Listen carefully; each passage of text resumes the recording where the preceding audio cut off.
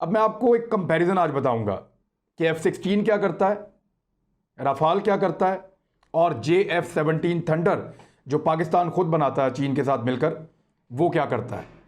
ये बड़ी इंपॉर्टेंट एक एनालिसिस है, क्योंकि हवा में किसकी हुक्मरानी होगी, आसमान पे कौन हुकूमत करेगा अगर कोई कम्बैट हो जाती है, कोई लड़ाई हो जाती है। तो उस सूरत में जैसे फरवरी 2019 में एक लड़ाई हुई और हमने 2 जहाज़ गिरा दिए, एक MiG-21 और एक Su-30।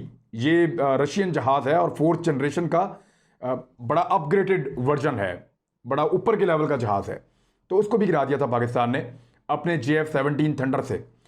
तो डिपेंड करता है जंग की कंडीशंस के ऊपर, हालात के ऊपर, बहुत सारे और फैक्टर्स भी होते हैं। लेकिन इन जहाज़ों का एक कंपैरिजन मैं आपके सामने रखूंगा। इस वक्त भारत का जो गोदी मीडिया है वो उल्टी छलांगे मार रहा है कि उनके पास राफाल आ गया तो पता नहीं वो क्या कर गुजरेंगे, और अब वो दुनिया की सुपर पावर बन गए हैं, बहुत तगड़े हो गए हैं। 5 जहाज़ों का एक बैच उनके पास पहुंचा है, 36 जहाज़ उनको टोटल मिलेंगे। लेकिन क्या ये जहाज़ वाकई इतना अच्छा है जितना इंडियन मीडिया बता रहा है, या टेक्निकली ये जहाज़ वाकई इतना बड़ा एक कारनामा है कि पाकिस्तान अब हैंडीकैप हो गया है। और क्या पाकिस्तान के लिए वाकई कुछ परेशान होने के लिए, हैरान होने के लिए और घबराने के लिए कोई ऐसी बात है। तो इसका एक एनालिसिस जो है वो हमने निकाला है, वो मैं आपके सामने रख देता हूं ताकि आपको पता चले। और अब ये जो एनालिसिस है, मैं पहली वीडियो में इसको F-16 का मैं ज़्यादा जिक्र नहीं करूंगा क्योंकि वो अमेरिका में बनाकर देता है, और हमने अमेरिका के साथ जो मुआहदा किया था, लास्ट जो बैच हमें F-16 का मिला वो लेटेस्ट है। और उस मुआहदे में जो पिछले F-16 हमारे पास मौजूद थे उनको हमने लेटेस्ट करवाया था। F-16 जो है वो इस वक्त दुनिया में 25 मुल्क इस्तेमाल कर रहे हैं। ये 3000 तैयारे हैं और 25 मुल्क इनको इस्तेमाल कर रहे हैं। बहुत ज़्यादा डॉग फाइट्स के अंदर ये इस्तेमाल हुए हैं, बहुत ज़्यादा ऑपरेशंस में इस्तेमाल हुए। तो एक जाना माना और आजमाया हुआ हथियार है F-16 जो पाकिस्तान के पास मौजूद है। और F-16 पे अगर पाकिस्तान का पायलट बैठ जाए तो बहुत फ़र्क पड़ता है। रफाल कई चीज़ों में बहुत आगे है, कई चीज़ों में F-16 से और JF-17 थंडर से पीछे है। उन चीज़ों के ऊपर आज इस एपिसोड में हम बातचीत करेंगे।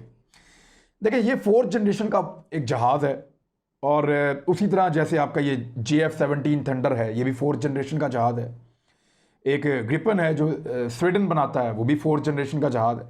यूरोफाइटर 4th जनरेशन का जहाज़ है। F-16 ये भी 4th जनरेशन में है। और Su-30 जिसको पाकिस्तान ने गिराया था जब इंडिया का तैयारा एक जिसका मलबा उधर गिरा इंडियन साइड पे, तो वो भी 4th जनरेशन का एक जहाज़ है। तो इसी तरह ये भी एक 4th जनरेशन का जहाज़ है, लेकिन ये उसका अपग्रेडेड वर्जन है। ये ज़रा बेहतर उन्होंने इसको टेक्नोलॉजी वाइज किया है। इसके अंदर 2 इंजन है, थोड़ा ह्यूज है, वज़न ज़्यादा उठा सकता है, स्पीड अच्छी खासी है, रेंज बेहतर है।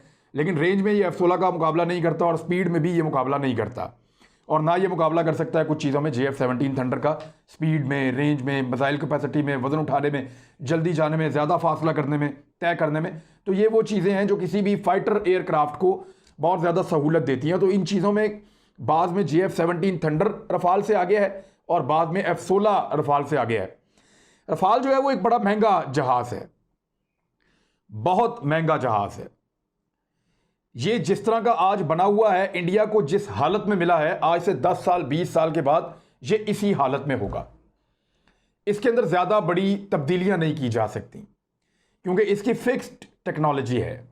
बहुत बड़ी बड़ी तब्दीलियां आप इसमें नहीं कर सकते। रफाल जो है वो वही रहेगा। लेकिन F-16 और JF-17 थंडर जो है, इनमें एक बड़ी खास बात है, ये ब्लॉक बिल्डिंग अप्रोच के ऊपर बने हुए हैं।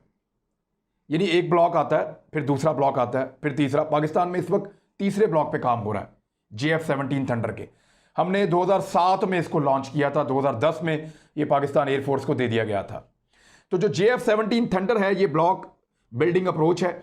यानी इसमें यह होता है कि आप जब नया ब्लॉक बनाते हैं तो जदीद चीज़ें, यानी जदीद रडार, जदीद मिसाइल, जदीद सिस्टम, तेज़ मूवमेंट, बहुत सारी चीज़ें जब आप तब्दील कर रहे होते हैं जहाज़ के अंदर, नए जहाज़ के अंदर उसको जदीद बना रहे होते हैं, तो पुराने जहाज़ में भी आप वो सारी चीज़ें लगा सकते हैं। इसको डिज़ाइन इस तरह किया जाता है। इंडिया ने तेजा बनाने की कोशिश की थी, तेजा F-16 के मुकाबले में, बुरी तरह नाकाम हुए। वो जहाज़ उड़ना तो दूर की बात है, लड़ना तो दूर की बात है, वो उनको मज़ा ही नहीं आया। उनके पायलट्स ने कहा कि ये क्या चीज़ आपने हमें बना के दे दी है। बेशुमार पैसा ज़ाया करने के बाद भारत ने तेजा का प्रोजेक्ट जो है वो छोड़ दिया।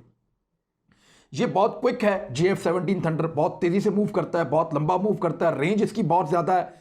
और इस वक्त कुछ चीज़ें इसके अंदर ऐसी ऐड की जा रही हैं इसके तीसरे ब्लॉक में जो अमेरिका को खुटक रही हैं।